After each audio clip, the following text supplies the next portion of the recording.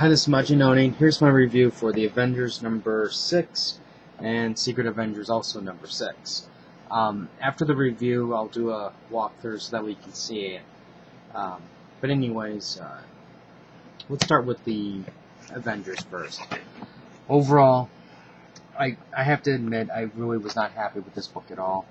I think it lacks heart, I guess you can say.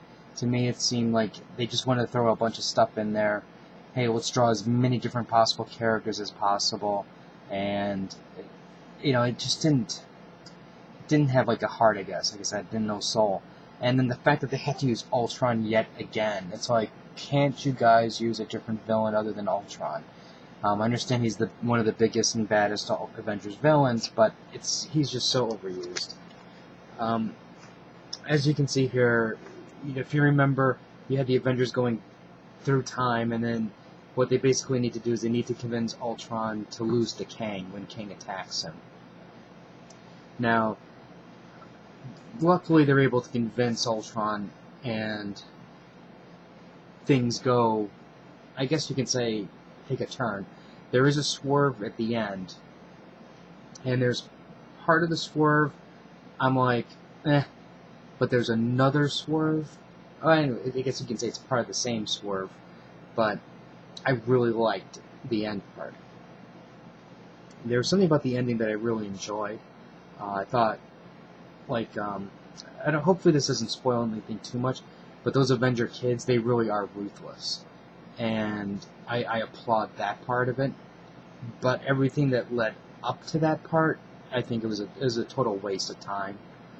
I also think that even though the Avenger kids are ruthless, if you gave them their own series, they're not going to be that, for lack of a better term, quick to action, I guess you can say. I'm trying to be careful not to spoil. But as you can see, it's the same pretty much artwork for JRJR. And, on one hand it's okay, but on the other hand I'm just going, all you're doing is you're just creating fan service for people, and it's just kind of, I don't know, half a scoop of lame, I guess you can say. I'm not really happy. I don't know how long I'm going to stay with this. I might maybe stay one or two more issues just to see what the next arc is like, and then I'm probably going to bail if it doesn't pick up for me. Because even my like for Marvel Boy isn't, the character, I should say, isn't really that strong any longer, because this is just, like I said, it's just lame. It's nothing what I would hope an Avengers title with this lineup of Thor and Iron Man, the Bucky Cap, Wolverine, and it's just kind of. Anyways, let's go into the better book. I don't really want to dwell on that. Secret Avengers number 6. Now, one thing I really liked is, if you remember, the first 5 issues dealt with the Shadow Council, and this is picking up also with the Shadow Council, but it's doing it in a different way. It's not like, they're attacking head on. There are Shadow Councils involved, but that's not the primary target. So I like how Brubaker's given the Secret Avengers, in a sense, their own villain to start with. And it's not a villain like Ultron. But anyways, when it basically starts out, I think that Brubaker really does a good job with the cast that they have.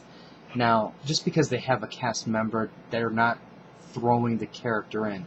Like this one, I feel that there's a lot of unused potential in Avengers, that you have so many characters, and they all demand airtime. With Secret Avengers, it's like, oh, Valkyrie's not on? Well, that's fine, because the Beast is there, and the Beast is doing something unique. Oh, you're saying now that, Moon Knight's not there? Well, don't worry about it, that's fine, because Ant-Man's there, and Ant-Man's doing something that's unique. And that's where I think this book, for me at least, is one of the strong points. It makes me want to see the other characters. They appear when they need to appear, and then they go on their own side mission when they need to go away. And that's one of the draws that I have for this. Everybody gets airtime, but the way they handle it makes me want to see them more and more. Now, in this issue here, it's dealing with, Shang-Chi, Master of Kung Fu, and basically he's attacked at night one day, and then he believes that his father's attacked. His father's sending his ninjas to attack, and he later joins up with Steve Rogers, and they're out looking for an artifact that the father, that they believe will be bring the resurrection of his father back.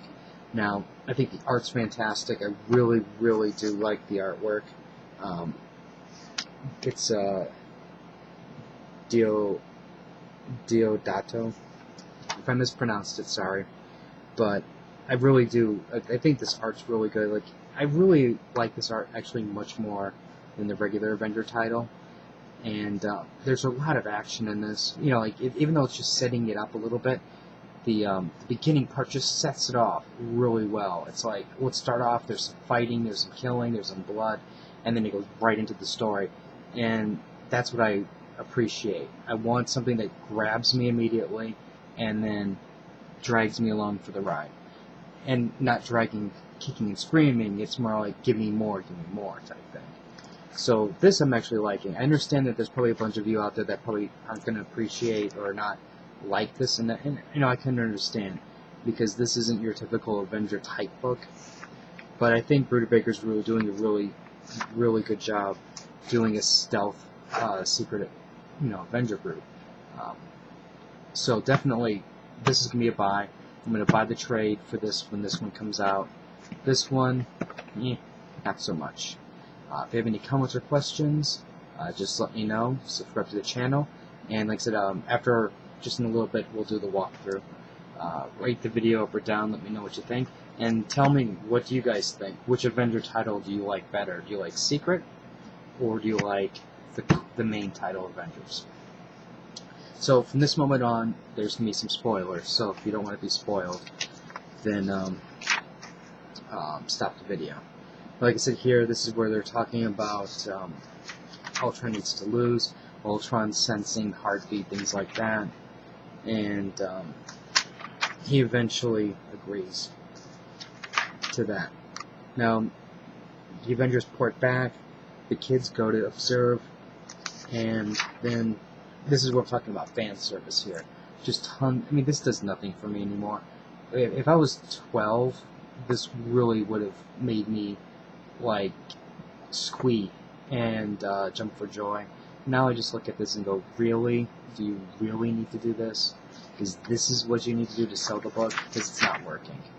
So anyways, they destroy Ultron. Kang feels underwhelmed, is a good term, I guess you can say. And pretty much everything changes back to normal, except for Killraven's still there. So I'm kind of curious to see what they're going to do with him. Let's see. You have all the characters come back. Now, future Iron Man leaves Tony a weapon. He says that, look, Ultron's still going to come and he's still going to attack. People are going to die. You're going to have to use this. Even if it means to sacrifice somebody, you're going to have to use this. So I'm really curious to see if somebody's going to pick up that plot point. So anyways, the Avengers go back. Kang then goes ha ha ha, and he attacks. Basically what he was waiting for is to see how to beat everybody.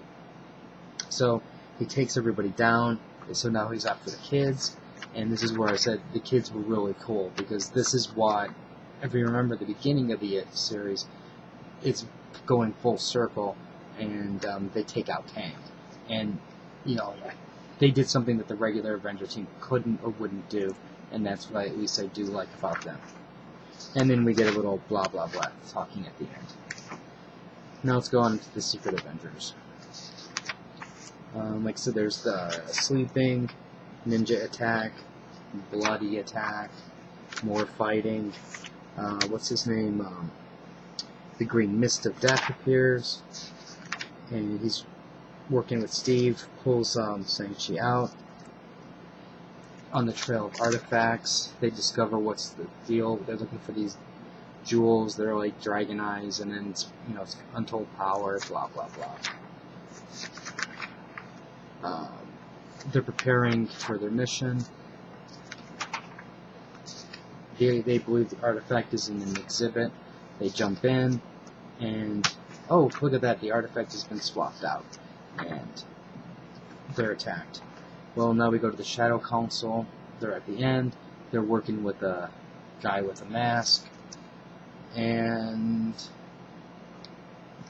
we get to see his face. Now, when I first saw this looked like the Red Skull, but it's not the Red Skull. This is Shang-Chi's father, because he makes reference to his son. So, don't worry about that part. I'm really looking forward to this. This really does look good. So, comments or questions, just let me know, and until next time.